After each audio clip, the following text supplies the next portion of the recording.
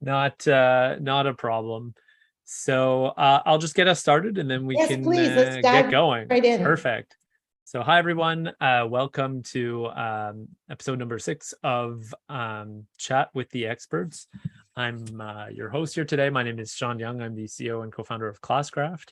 And our guest today is Dr. Lindsa McIntyre, who I will introduce in just a second. Before we do that, just a word about, what we're doing here and why we're having this conversation. So this series, Chat with the Expert, is our effort here at Classcraft to make sure that educators are able to have access to research and best practices. So we've been having these fireside chat podcast formats with researchers, with experts in the field, people who've been working in the field for a long time, and with the idea to give us access to these ideas, to these conversations, to this experience, and also do that in a way that is digestible, easy to use for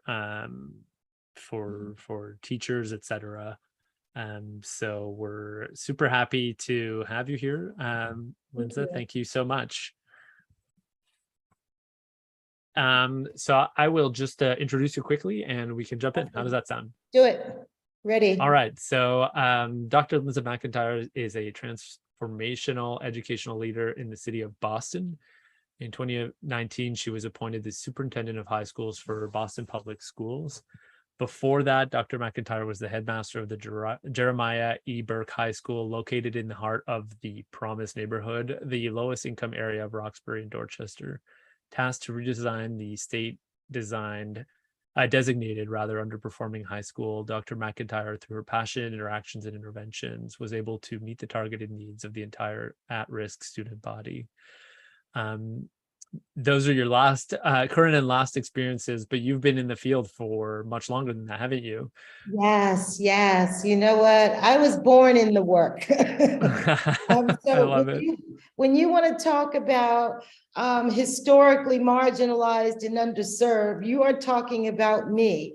Although we didn't use that language back when I was growing up in a public school system, I experienced a lot of what we talk about now around diversity, equity, inclusion, and belonging.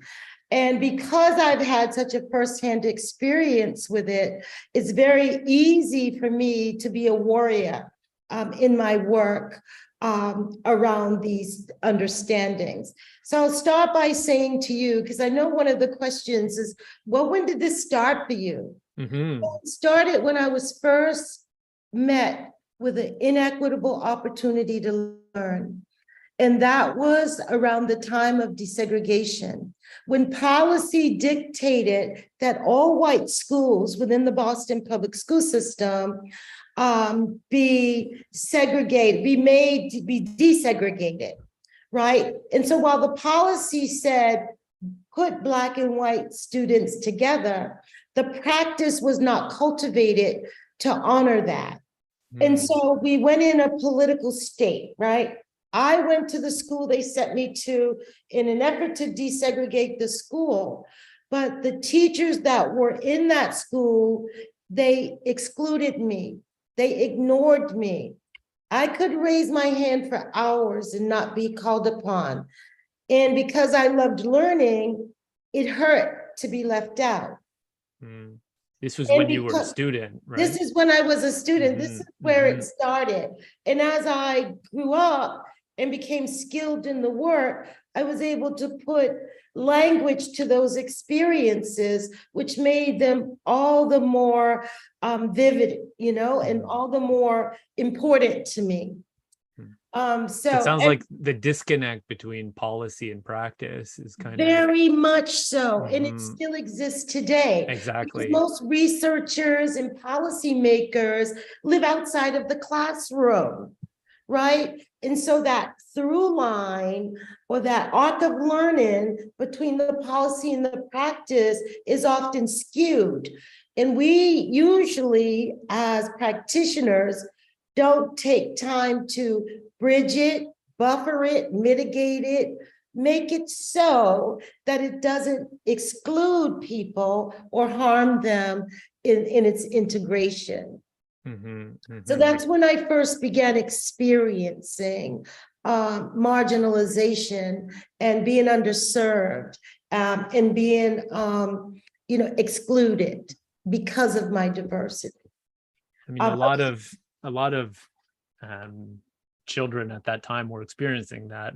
Why did you make it your life mission? You could have done lots of other things. I could have ignored it, but I wouldn't have been who I am, had I done it. So I guess, I was channeling make the good fight, right? Yeah. Make good trouble. And so I immediately— Good trouble. I'm going to use that. Yeah. I immediately went home and I said to my parents, I can't go to school there because they don't love me. They don't want me and they don't teach me. And my mother said, oh, no, that can't be so. Here's the policy, And my dad was like, well, let me go see if it's anything like you talk about. And if it is, then for sure you won't stay there. We'll make sacrifices to make sure you feel like you belong.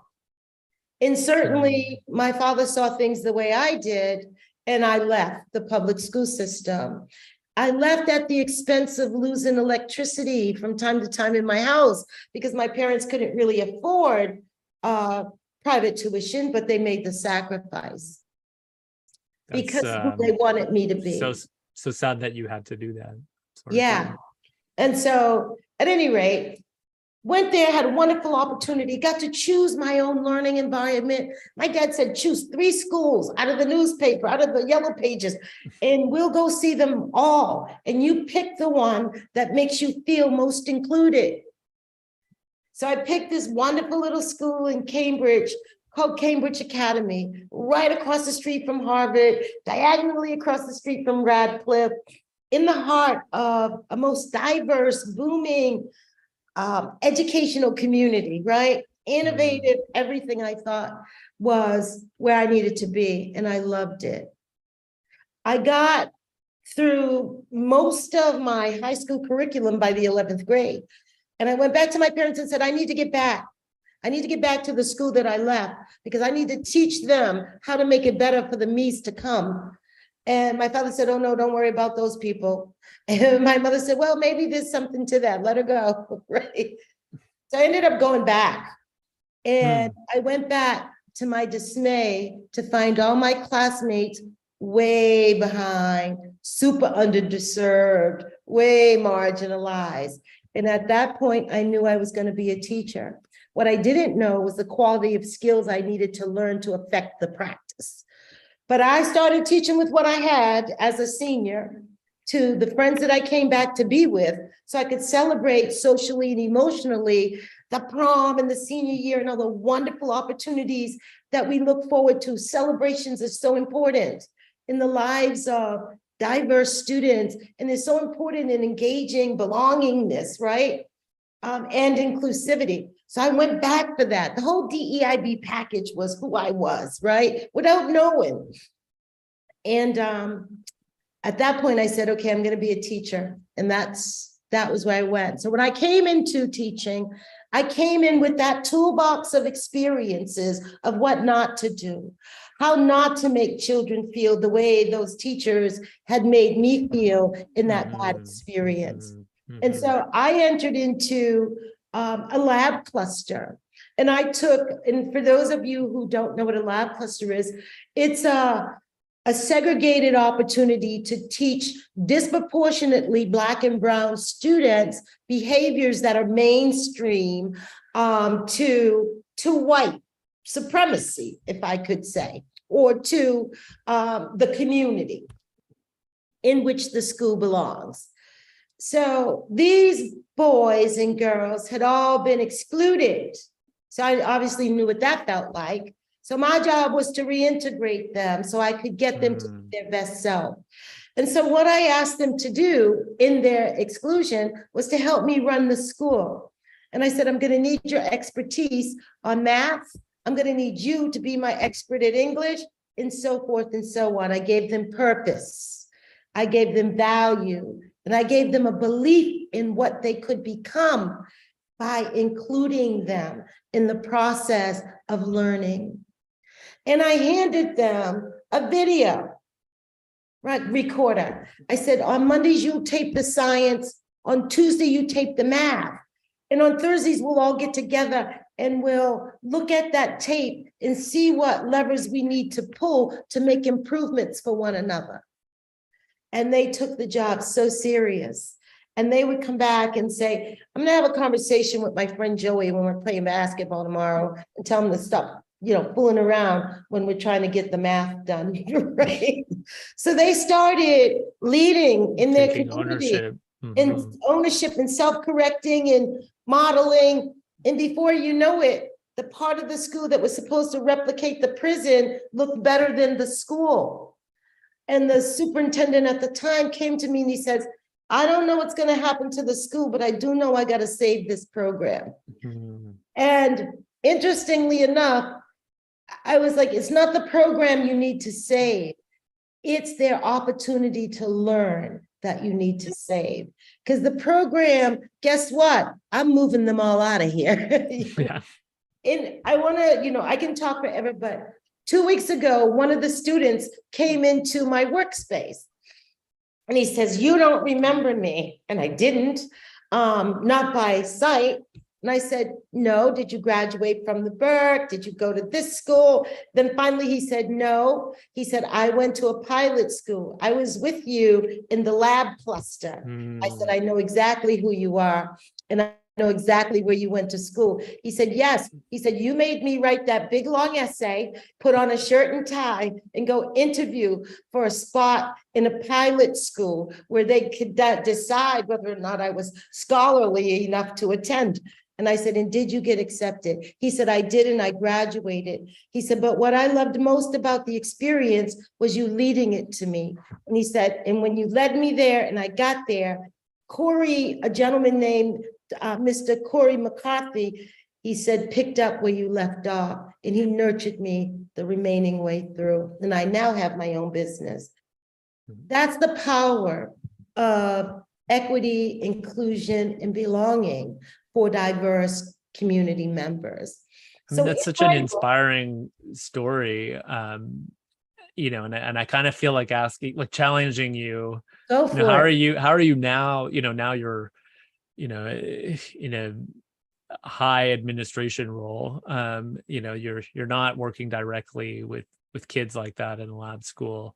I think one of the challenges we have with, and dare I say visionary, I think you were, luckily these ideas are now becoming, more prevalent, but, you were ahead of your time. And, how are you doing that at scale now? Like, yeah, exactly. Fierce warrior.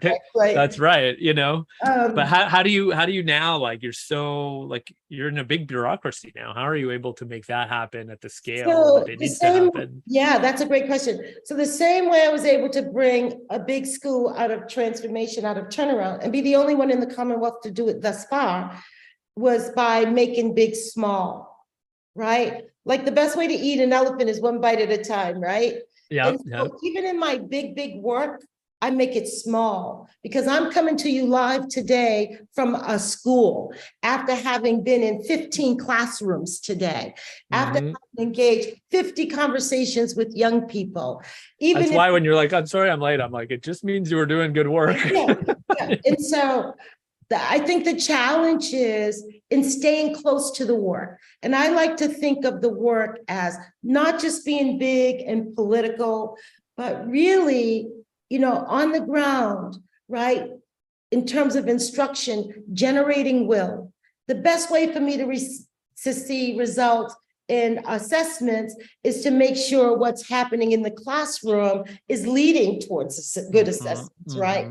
So how do we generate will daily as part of the repertoire of teaching and learning for kids to be engaged in the work, because that's the heart of inclusion. How do I radically love you today so you know you matter, and that if no one else believes in you, I do, and it's going to be big enough and powerful enough to propel you to be your best self. That's part of generating will.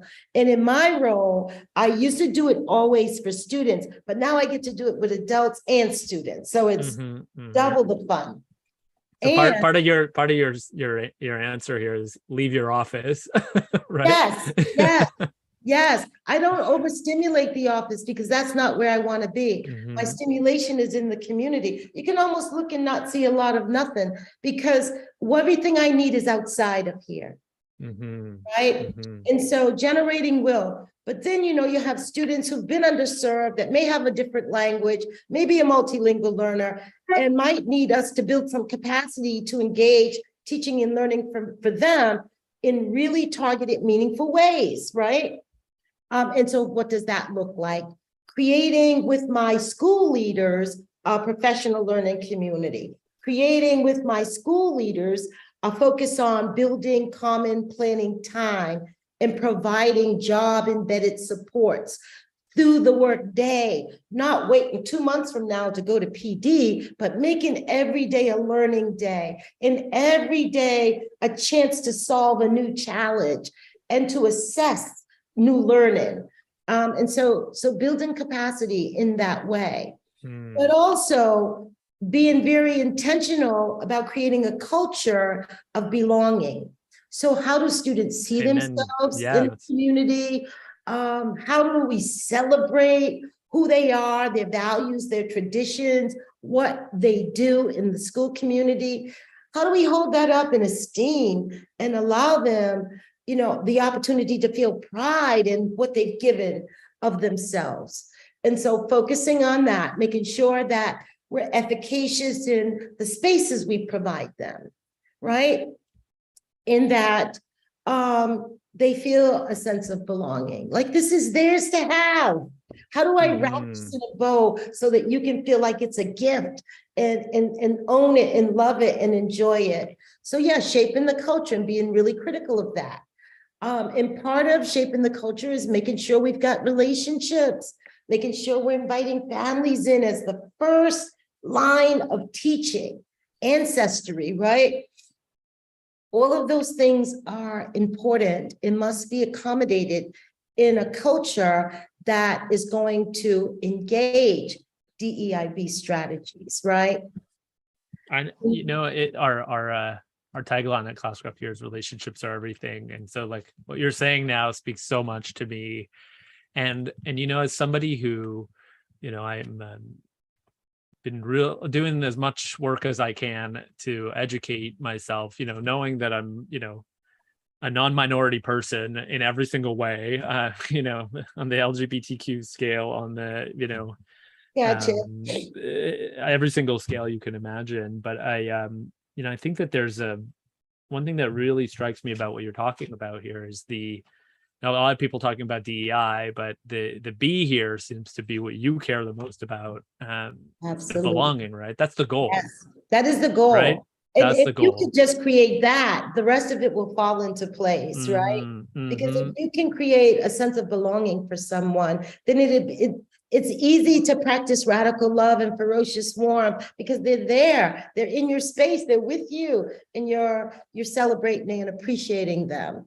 I've heard you say those terms before: radical love, ferocious warmth. Yes, they're part of your creed. Every time I chat with you, they come out. Explain that to us. I'm going to tell you the magic in those words. Right? Let's hear it. Okay. So imagine you're in a school where every child you see has their hood on, and then they have a mask on. So the only thing you're seeing are their eyes, but they may be covered with a do-rag underneath the hood. You're not really able to access emotion, right? So I stand at the door sometimes at a school in the morning and I say, oh my God, your eyes are beautiful. Wouldn't it be a blessing to see the rest of your gorgeous face? And strip right off the hood, right? And I say, oh, look at you. You know what? I'm so happy to be in community with you. Have a great day. I'm Dr. Matt. What's your name? give me a fist bump or whatever. And it's not like I have to reprimand them or give them the rule book, give them radical love, and they will respond appropriately, unless of course there's something deeper and more nuanced going on with mental health or social emotional learning. But 90% will smile and unwrap themselves from the hood. Then when I see them in the corridor later in the day, I say, oh, look at that $1 million man. And they was like, yes, miss, they get all excited because number one, I'm following up with positive attention towards a positive outcome, right? And I do that. You weren't faking it, you meant it. I meant it. And then I engage others into the process. And then, I have teachers call me, I didn't have any kids with hoods on in my class today. Oh, and they're celebrating. I said, so that's great. So how do you celebrate that with the students who gave you that wonderful gift, right? So we have to, first of all, inspect the things we respect or respect the things we inspect, any way you want to look at it. If it's important to you, then pay attention to it, right? And once you achieve a goal, it's not status quo, it's an accomplishment. So let's celebrate it. But then the other thing I think that's very important is policy. And we talked a little bit about that early on in the broadcast. But again, policymakers sometimes live outside the school community. Sometimes they're void of the experiences that educators have had. And their information is theoretical, or it's based on data that really are numbers without a face to it, right? And so we have to make sense of that work in terms of who we're serving and how it will either engage or disengage them. And so I always like to think about policy in terms of being really deliberate, right? So I have to deliberately decide if this is the policy I can engage just as it is. And if it is, how is it going to affect my practice, right? Is it going to disenfranchise folks? Oh, I mean, like the turnaround policy was brutal at first, and it made people cry. Over the years, it got a lot better. Because what policy is this? I don't know. If a school is underperforming, then the policy was get rid of 50% of the teachers. Oh, wow. At least. Okay. Right. And so in mirror the assessment to the teacher's name in terms of the performance. Wow. Scary things, right? Not nice policy, right? No. Enough to paralyze you in fear, right? Yeah, absolutely. I knew that. So I had to figure out how to buffer that policy so that it didn't bring them pain, but that focusing on building their craft could bring them nothing but joy.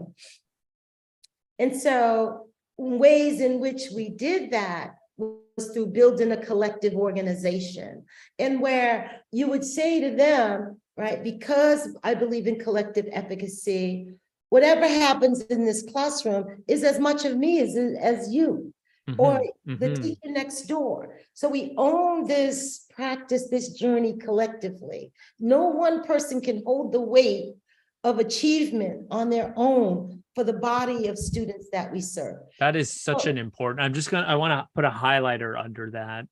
Teachers, especially right now today, I feel so isolated. Yes. It is so important, this idea of collective efficacy, and even if you're alone in your classroom, we can support you. That is so important. That's really important. No, absolutely. And so just really focusing on the impact of policy to make sure that it doesn't inadvertently hurt, disrupt, or bring negative outcomes to our school community.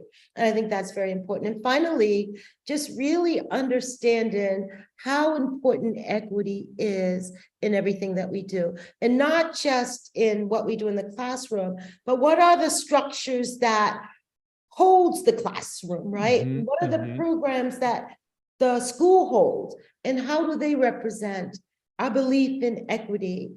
And how do we justify given targeted supports that may be more in nature to one person over another?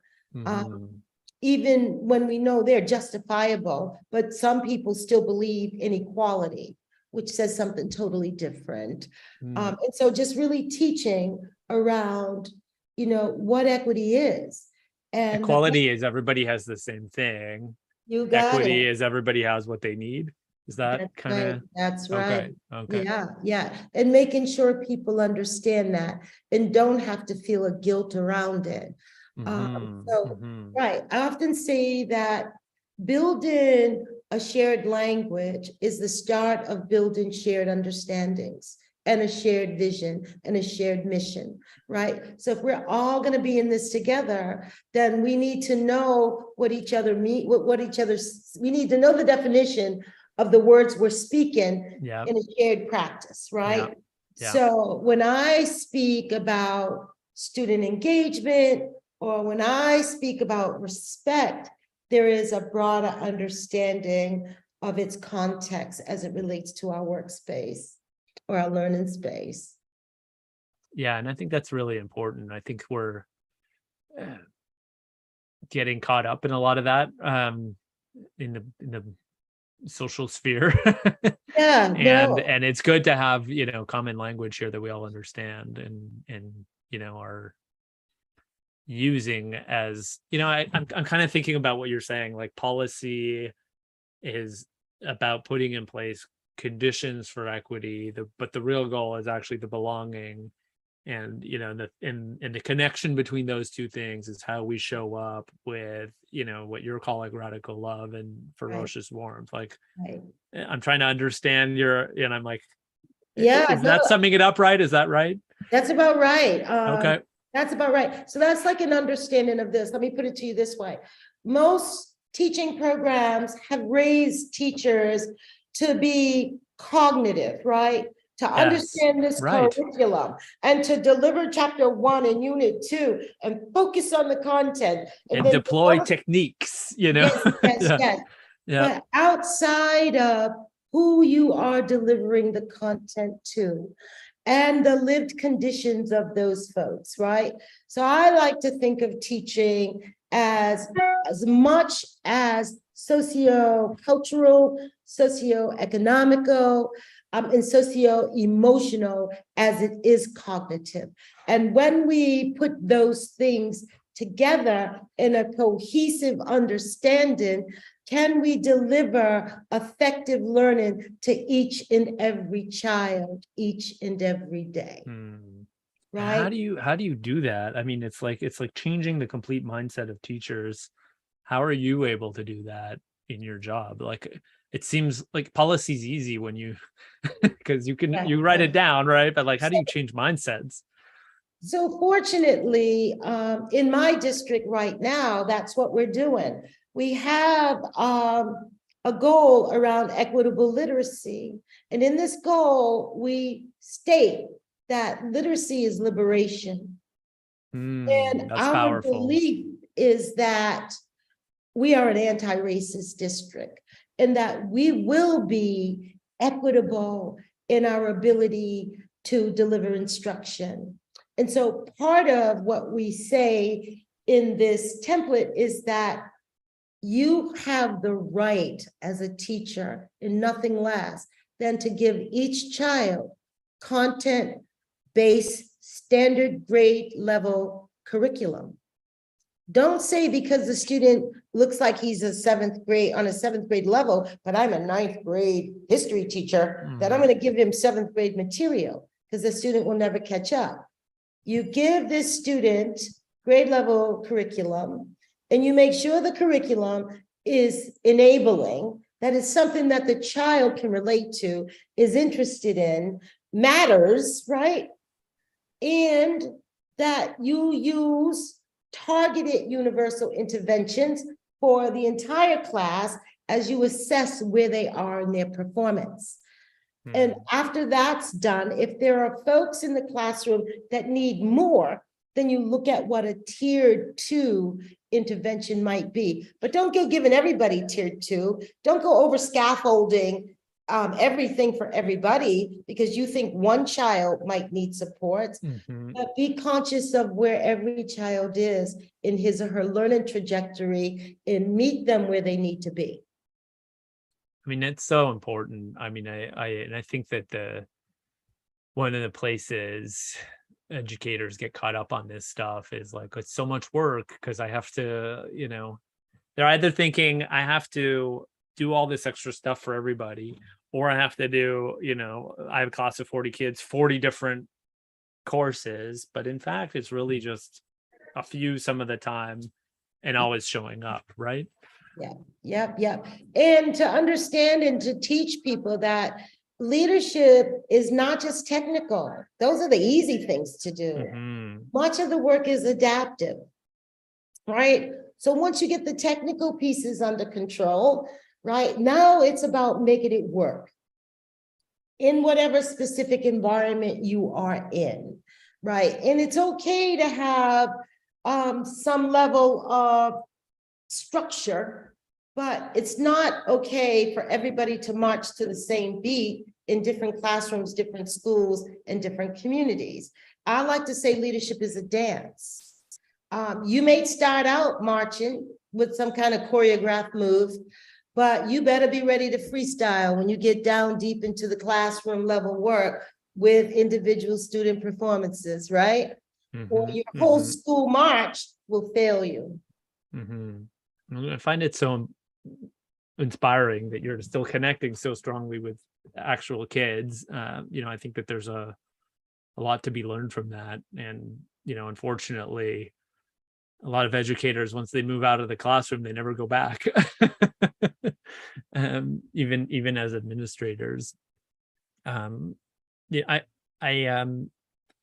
want to, so much of like what you're sharing here is your approach to this and your philosophy. And I'm curious to hear, it sounds like you are probably doing some super cool things right now at Boston Public Schools. Like, is there anything that whoever's listening, not from your district, some takeaways, some things they can learn, some things they can bring home? Are you sharing any of this stuff? Is it publicly, like you were talking about, this topic around literacy? Is that stuff publicly available? How's your district, sharing this fantastic work that you're doing? Yeah, so absolutely. So one of the ways I think in which we share is to just have these equity roundtables, right? And during these opportunities, we invite the outside in. We invite our external partners, our politicians, our community members, anyone who's interested in learning what it is we're doing. And we talk about it and demonstrate it and share it in those larger forums. So, and how we keep the work moving forward is through each superintendent developing wonderful relationships through a PLC with the leaders they serve. So monthly, I have a whole day with every leader in my superintendency. And it's a day of learning collectively. And so not me necessarily doing all the teaching, but me holding hands with them in collective responsibility and leaning in to learn. In building these spaces in these places based on a lot of Meredith Honig's work around job embeddedness, right? How do we keep this close to the work we do? So it's not way up in the sky and have to be, translated down to a practice. How do we stay grounded? How do we stay active? And how do we stay engaged and informed about the work? And so that's the job of the PLC and about each other. And that's a place where we come together and we lean into learning together, from one another. We look at best practices. We do instructional walkthroughs in one another's schools. We share what we saw that was wonderful. We ask questions about things we don't understand, and we create challenges for ideas and opportunities that were missed, right? How can we think about this moving forward as a real opportunity we make available to our students that are seated in front of us, right? Yeah. So working the work, I would say. Yeah. It's interesting because earlier on you said, one of the things you do and care about is help schools develop the right culture. And you said in passing, I'm very critical of that. And I wrote it down here. I'm like, okay, wait a minute. How can you be critical of culture and not break trust? I think that's such a hard thing to do as a leader, and be curious to hear how you're succeeding at that. Yeah. So, sometimes it's courageous conversations, right? Sometimes it's just sitting down with someone and sharing this idea around, who we are responsible to teach and what are the best circumstances we can provide for them. So this idea of critical consciousness, and this has been something I've been on. So I'm in a history class today, and the teacher's talking about, I want to say, was it the Stamps Act maybe? And he's talking about public protests, yet he didn't tie in Black Lives Matter, George Floyd. He didn't tie in all these conversations that are going on around nationally about abortions. Yeah. So one of the things I talk with the teacher about, so where's the critical consciousness? How do you allow kids to create a schema for what that is all about in today's world, right? And he was like, oh yeah, shucks, Black Lives Matter, that would have been great. George Floyd, these are all forms of public protest that speaks to their rights. And so just making folks know that it is so important to have critical consciousness be part of the work that you do in the context of teaching and learning, so kids can make those connections, seeing that we do serve a diverse population. And discourse, sometimes kids can teach other kids things real quick, and it may take us a month to get it across. And so how do we engage student peer-to-peer discourse, right? Kids can teach each other stuff walking home from school or eating lunch in the cafeteria, where we've taken, 3 planned lessons to get this across with assessment and reteach. How do we use them to help us get this work done and to help one another? I'm so curious about that. How do you do it? How do you get them to do that? So, here you go. If you respect it, you inspect it. Part of what I say to teachers are, I don't really want to see, the sage on the stage. I don't want to see you learn. I know you can learn. I want to see you teach and them learn. So imagine that I'm going to understand your teaching through their performance. So if they're sitting there answering one word, closed query, then I'm not very impressed with what it is you're doing. But if they're having a deep, nuanced, engaged conversations, and they're excited about it, and they're sharing their knowledge amongst one another, oh boy, I want to be in your class, And so just having really honest conversations that are practical. They don't have to be built on a lot of jargon, but on real talk. Right. And I can give you the jargon and the theory to read, but I can save you a little time by providing you the opportunity to let's take a look at that lesson plan. And so right here looks like a great place for you to engage some peer discussions. And right here, instead of having 4 people read the whole paragraph, and now you don't know if the other 20 have read it, right? Or if they're paying attention, why don't you jigsaw it? Give these 5 kids responsibility for these 5 pages, and then they have to present to their peers, public accountability, what that chapter is about, so that we build an arc of learning and understanding around the full text. Just teaching them little places where they can get in and make marvelous opportunities to excite kids about learning and to include them in the learning process is part of the work that we do.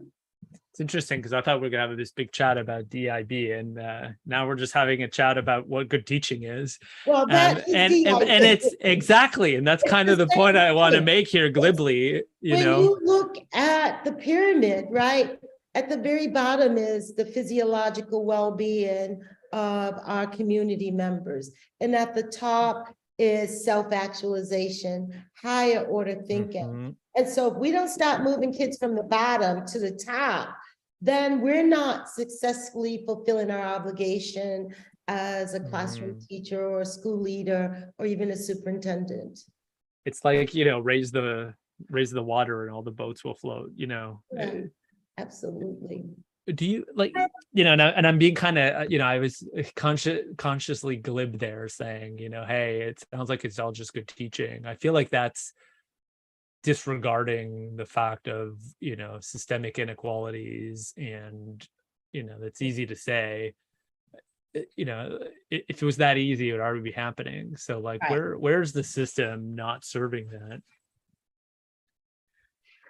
That's a big question. I know, that's why I sighed here. Yeah, so just want to honestly, say that's a big question, right? I think that we're well off at teaching to the middle, which the middle still represents, that white middle class majority, right? And our practice have all been built to move that community. I think where we have challenges are with multilingual learners, with students with disabilities, right? Yes. With students with emotional needs that cannot be met by just your common set of rules, right? And yes. Maybe some prompting or pushing or promoting in order to sync those needs and those outcomes into the child's repertoire. So I think those are where the challenges come. How do we differentiate tier 1 supports from tier 2 supports to tier 3 supports? If you're in a 9th grade class and everybody enters on the 7th grade level, you do not go ahead and teach 7th grade material, right? But you do think carefully about what universal targets you need so that everybody has access to the text, to the learning. So I think those are some of our challenges. Another challenge, I think, is assuming responsibility for the whole child. In the past, we just had to assume responsibility for the report card. You got an A, you got a B, you got a C. I don't even have to give you feedback. You don't even have to know what a C means other than 70%. And what does that translate into my performance, right? So I think what's gotten to be a little more difficult is providing meaningful feedback that allows the learner to adjust their practice or allows the teacher to address his, her, or their practice, right? Another one of the things that I think are difficult, and really taking away the attention from the teacher and putting it on the students, I think hurts. Because a lot of the teachers love being on the show. Don't they? Don't they? Oh my God, I've arrived. I got my teacher bag. I got my teacher marker, and I'm ready to teacher it up. And we're a little less. Teacher it up. I'm going to put that on a t-shirt. Right. And we're a little less. Well, let me put it like this way.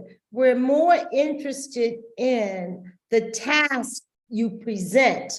Not you, the task that you present to students to predict their performance. Yeah. Right, rather than your arrival as a teacher. So switching from teacher-centered classrooms to student-centered school communities is another challenge. Right. And it's not one that we'll easily fix. We're fixing it. But it is a process because it's been around forever. That's right. Well, so, and a lot of educators replicate the education they had, right? Right. And like Aristotle says, you are what you repeatedly do. And for them, That's their excellence. And excellence is not an act, it's a habit. So their excellence is the habit of outdated teaching repertoires. And so our job is to allow them to leave them behind, but present them with some new opportunities and teach them and let them build some habits so that they can be excellent. So that's the work. Yeah, I mean, and it's so interesting because, you know, you're really thinking about how to, in a lot of ways, empower these teachers too, right? And so I go back to what, you know, your whole philosophy here of, you know, in some ways, this is you radically caring about them, you know, and although it's sounds like it would be tough love, you know, but I'm sure there's a lot of love there from the way There's you're some of talking. that, but I'm a warm demander. I'm a warm demander. Yeah, you got But the there is phrases some tough down. love Yeah. from time to time. And as in any relationship, right? There has to be some moments where, you know, you draw the line in the sand, right? You will not do that because it's not healthy for you or those of us who are around you. And you put your stake in the ground. That doesn't mean, I always say, you don't throw away the baby with the dirty bathwater. Kids will make mistakes, and that's okay. And we don't get angry at them forever for making a mistake. We just identify the behavior that's wrong and work to correct that while continuously loving and engaging relationship. I mean, that's such powerful advice. Yeah, even for parents. You know, I think that there's a lot there. You know, I think you've been at this for a long time. I've lived it. You've lived it. Do you think, you know, and you don't, you can, this is also a big question, but like, I feel like there's a lot going on right now in American society that is making this work even more important, but also making it more challenging. Do you feel, you know, you've been at this a few decades, do you feel like there's something going on that's special right now, or is it just more of what you've seen in the past? No, I mean, I think we are at a reckoning right now. And I think the pandemic, right, has really propelled us to this space in this place, right? The pandemic challenged a lot of folks, not just our students, our families, our teachers. And there were many teachers that said, hey, I can't do this. And they quietly walked away, right? Even gapping holes in our staffing nationwide, right? And so having said that, you know, sometimes our greatest challenges can bring us big joy, leaving us to figure out how are we going to take responsibility for building a teacher pipeline? Yeah. How are we going to take responsibility for building a diverse pipeline? Knowing only 2% of Black men in our nation are teachers, what programs are we going to develop right now, you know, to change those outcomes? So really kind of put in our face this responsibility to raise teachers today, right? To build pathways, to change the experiences that we're offering children in our classrooms so that they can want to come back and be a teacher or a school faculty member of sorts. Yeah, so I think it's caused us again too to understand the wholeness in this work, right? What are the effects of food insecurities? What are the effects of poverty? What on learning, right? What are the effects of homelessness, right? So we really get to see these things play out in the lives of people we know and love. And so it's no longer them, because it's all of us. So I think that's really front and center, because the people that might have thought, oh, this could never happen to me, right? Because I go to the doctor all the time. I got great health insurance. I'm eating a healthy diet. Yeah. And then perhaps, you know, COVID strikes a loved one. and they too become vulnerable. So I think this is a time where people really across the nation had an opportunity to own their vulnerabilities and to either learn that you can learn from them and grow from them and build resilience from them, or you can succumb to them. So I think that's a lot of what we're still sorting out right now, right? Especially in our classrooms, with so many people saying, you know what, not worth it to me. Yeah. Well, you know what, can't do it for them, got to do it for myself. Well, you know what, my family needs me.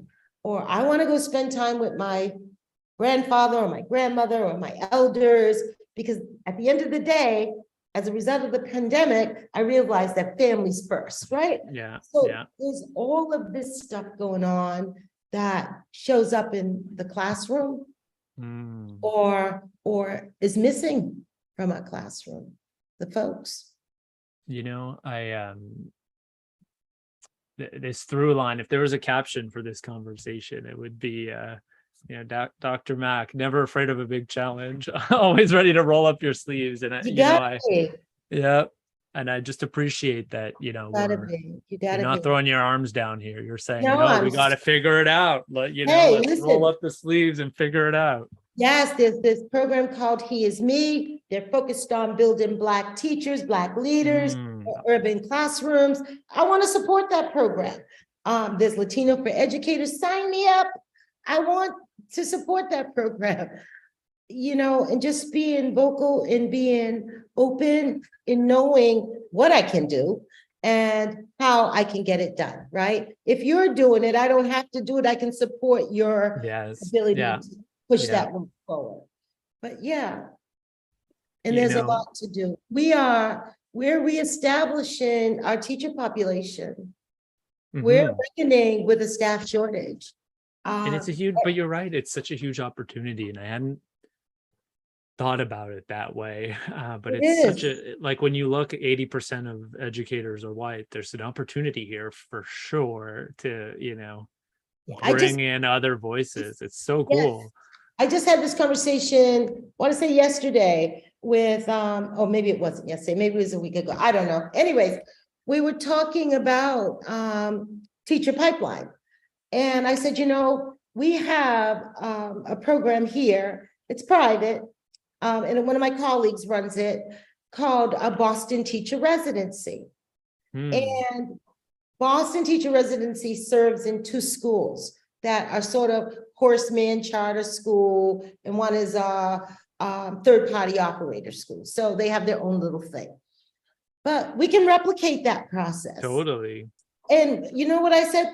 We can just get down there to those HBCUs, meet those youngsters coming out with their bachelor's degree, put them in our classrooms, give them $35,000 a year to be a teacher assistant, send them over to UMass Boston to get a master's as part of the incentive to build our teaching, you know, pipeline. And we're good. And when we get finished at Spelman, we go across the street to Morehouse, and then down the road to Clark, and then up the road to Howard. And be intentional about bringing in the folks we need to help us close the teaching gap. From within the community, right? And that's, to me, that's doable. Hey, if you said you needed somebody to go, I'll say, I'll go stand in front of Spelman, then cross the street and I got that part. I'll do that. Right. Yeah, absolutely. And we put them with our teacher leaders and we let them learn, but you know, they can't do it for free. So we have to give them an incentive to be in a classroom learning side by side with the teacher, because they can actually go off and work for a tech firm and make twice as much. Of course. So we have to give up something to build this out. And it's been a real pleasure. Thank you so much for your time. I'm so sorry for coming in late. Oh, don't be. You know, I feel privileged to be here, privileged to be able to have this conversation with you, share your voice. It's such a unique and powerful one. And, you know, I'm always inspired by, you know, how you have